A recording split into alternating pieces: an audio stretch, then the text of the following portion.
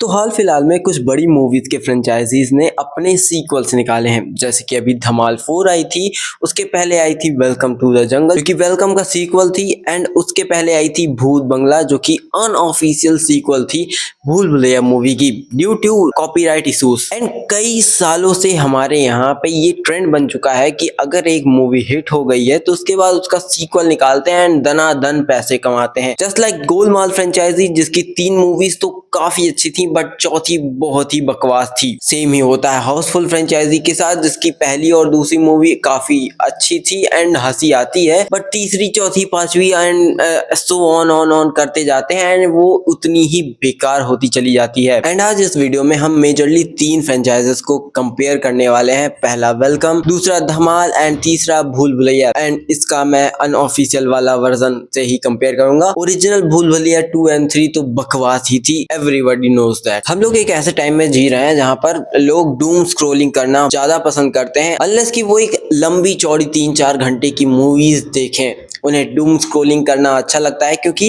It's easy and उन्हें हर समय कुछ ना कुछ नया मिल रहा होता। मैं भी करता हूँ कभी कभी, बट ये बहुत बड़ी प्रॉब्लम है तुम्हारा रिटेंशन गिराने के पीछे। तुम्हारा रिटेंशन गिर जाता है, तुम्हारा अटेंशन टू डिटेल नहीं जाता, तुम्हारा मन बहुत ही जल्दी बोर होने लग जाता है, जिसकी वजह से तुम सोचते हो कि ये क्या देख रहा हूं मैं। एंड मैं झूठ नहीं बोलूंगा, कई बार बड़ी हॉलीवुड की movies like Interstellar and dune देखने में मुझे भी ये प्रॉब्लम्स फेस होती हैं कि मुझे वो बोर करने लग जाती हैं। एंड आजकल की कॉमेडी मूवीज ऐसा कुछ कर ही नहीं रही हैं कि तुम्हारा अटेंशन वो ग्रैब कर पाए।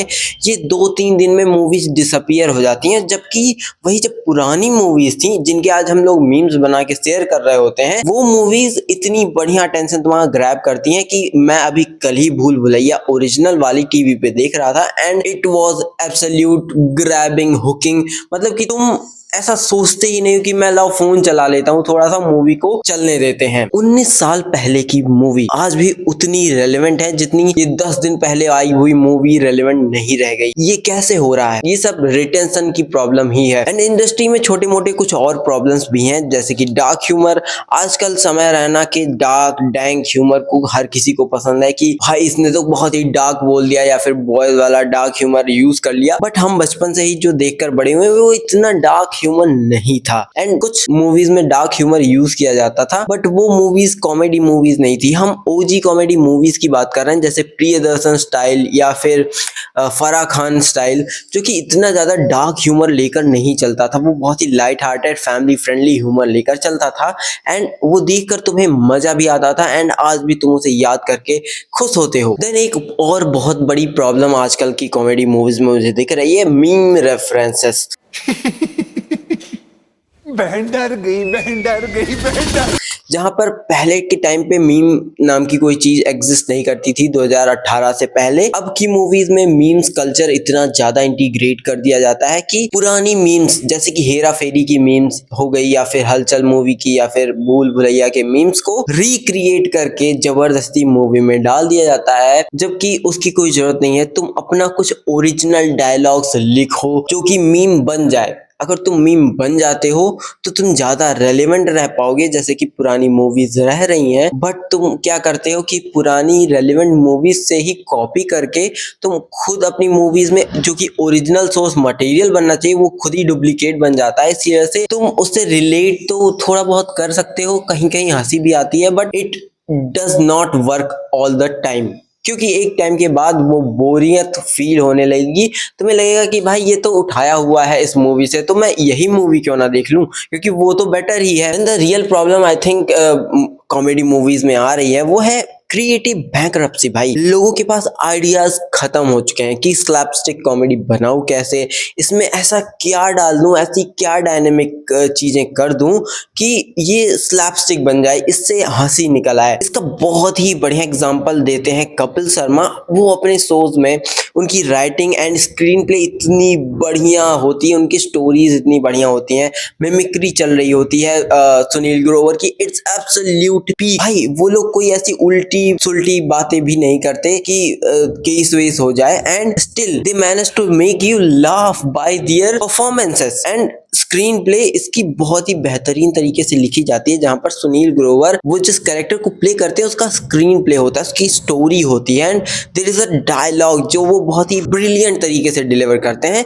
जो कि आजकल की कॉमेडी मूवीज में हमें देखने को नहीं मिलती। फॉर एग्जाम्पल अभी अक्षय कुमार भूत बंगला के अंदर कई सारी ऐसी लाइंस डिलीवर करते हैं जो कि होनी फनी चाहिए थी एंड थिएटर में वो तुम्हें फनी लगेगी, बट जब तुम ओटीटी पे या फिर घर पे बैठ के उसे देखोगे तो तुम हंसते नहीं हो। वहीं पे सेम ही बंदा सेम ही डायरेक्टर के साथ जब भूल भुलैया जैसी मूवी में काम करता है एंड वहां पे वो बाथरूम वाला सीन हो गया या फिर वो घोटी वाला सीन हो गया, जब वो उसको कहता है भाई ज्यादा पेशाब आई है भाई यही कर ले देखूं देखूं, तो तुम्हारी हंसी छूट जाती है, लिटरली तुम हंसते हो एंड उसकी हरकतों को देखकर तुम्हें ऐसा फील होता है कि भाई इट्स फनी, जेन्युइनली फनी।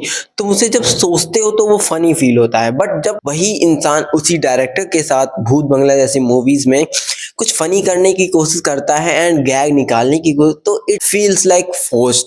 इसके पीछे बहुत बड़ा रीजन मैं बता दूं, सिर्फ एक्टर की परफॉर्मेंस नहीं है बल्कि मूवी की राइटिंग है, जो कि नीरज वोहरा सर करते थे एंड जब से वो गए हैं ये क्रिएटिव बैंकरप्सी इस पूरे इंडस्ट्री में भर गई है। मतलब लोगों के पास कोई आइडिया तक नहीं है कि उन्हें बनाना क्या चाहिए एंड वो क्या बनाएंगे तो क्या वर्क करेगा, या फिर वो जब कैरेक्टर्स या फिर स्टोरीज लिखते हैं तो उसमें लेयर्स डालना ही भूल जाते हैं। जैसे कि अभी आदित्य धर की मूवी आई थी धुरंधर, उसमें हर एक कैरेक्टर के पास एक लेयर होता है कि ये ऐसा डायनेमिक रखेगा, ये ऐसा डायनेमिक रखेगा, ये इसको सपोर्ट भी करेगा बट आखिरी में मारेगा भी उसे। सेम ही कैरेक्टर दो दो डायनेमिक्स के साथ चलता है, कभी वो इधर से खेलेगा कभी वो उधर से खेलेगा, वो अपने कन्वीनियंस के हिसाब से चीजें चेंज करता हुआ तुम्हें दिखता है। जमील जमाली का कैरेक्टर फील सो फनी क्योंकि वो एक दल बदलू नेता की तरह दिखाया गया है, but there is a layer कि वो अपने कन्वीनियंस के हिसाब से चेंज करता है चीजें।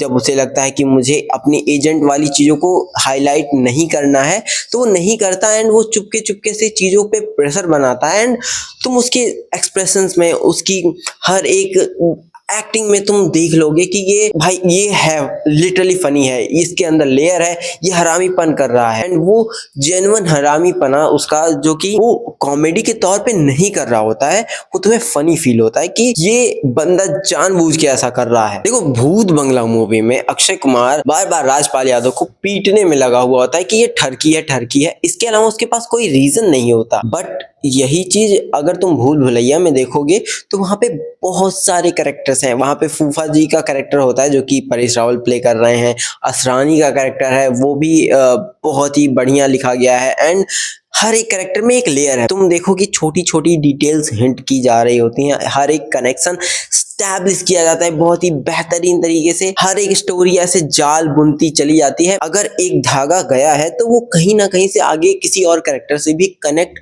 होगा ही होगा। अगर भूल भुलैया मूवी में हमें परेश रावल का कैरेक्टर डरपोक दिखाया गया है तो वो जेन्युइनली डरपोक है, वो स्टार्टिंग से लेके एंड तक डरपोक दिखाया जाता है एंड उसके पीछे उसकी गैग भी छुपी हुई होती है, उसका फूफा वाला एंगल भी छुपा हुआ होता है कि जलनखोर फूफा एंड उसका जो साला होता है उसका उसके प्रति गुस्सा करना, ये वो हर एक चीज बहुत ही बढ़िया से जस्टिफिकेशन देता है। बट यहीं पे इस मूवी में राजपाल यादव को ठरकी दिखाया जाता है जो कि वो होता भी नहीं है, but why he is doing like this, बेवजह की एक्टिंग।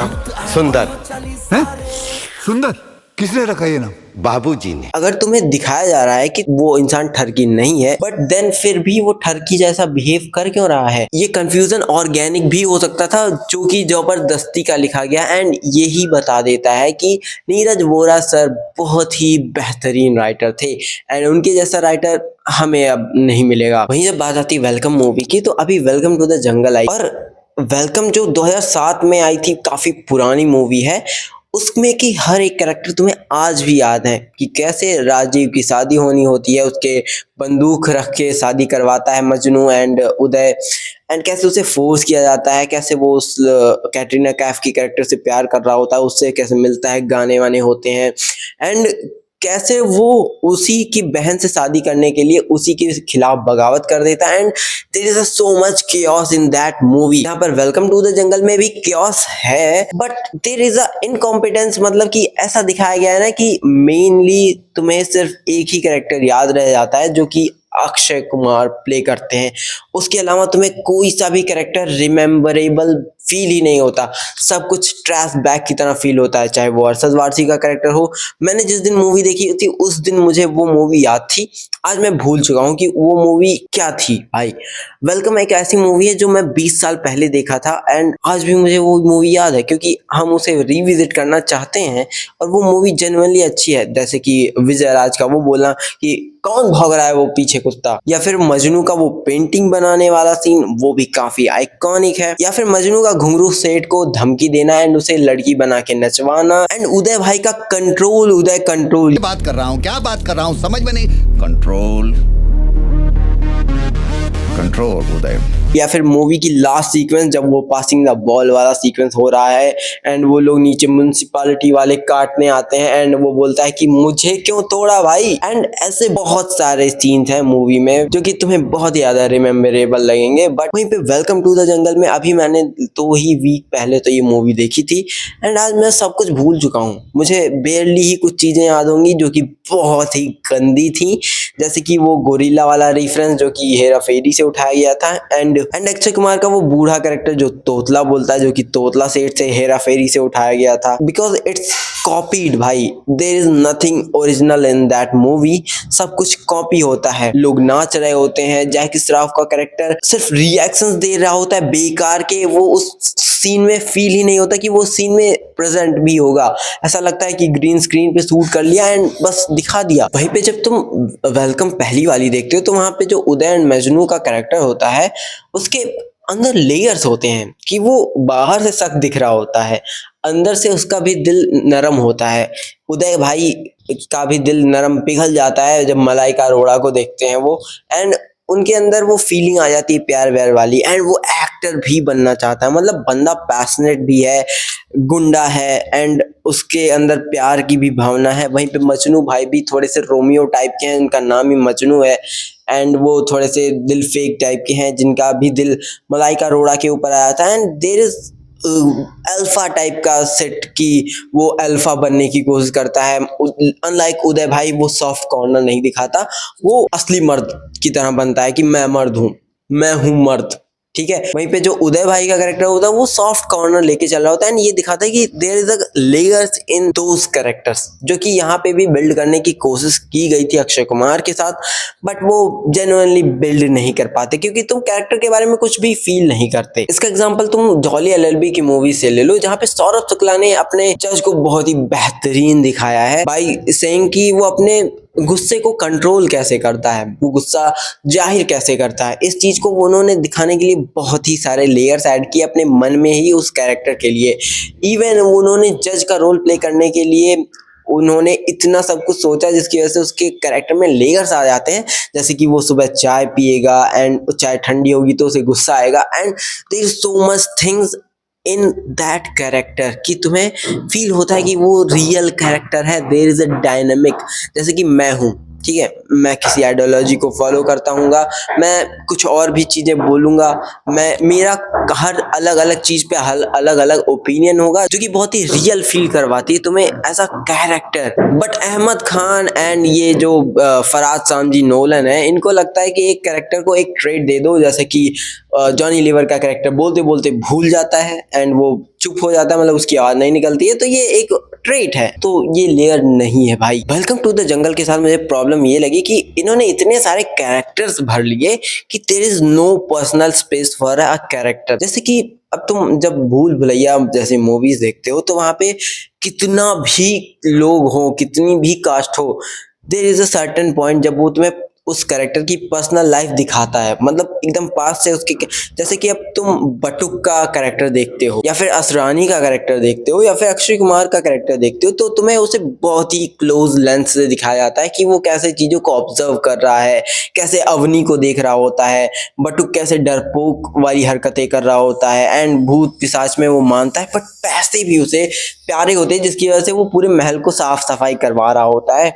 उधर उसके चाचा जो होते हैं वो भूत प्रेत में मानते हैं एंड वो तंत्र विद्या में मानते हैं एंड उनका भी एक पर्सनल स्पेस दिखाया गया है। बुआ जी हैं, उनका भी एक पर्सनल स्पेस दिखाया गया है। एक पागल सी लड़की है, उसका भी पर्सनल स्पेस दिखाया गया है भाई।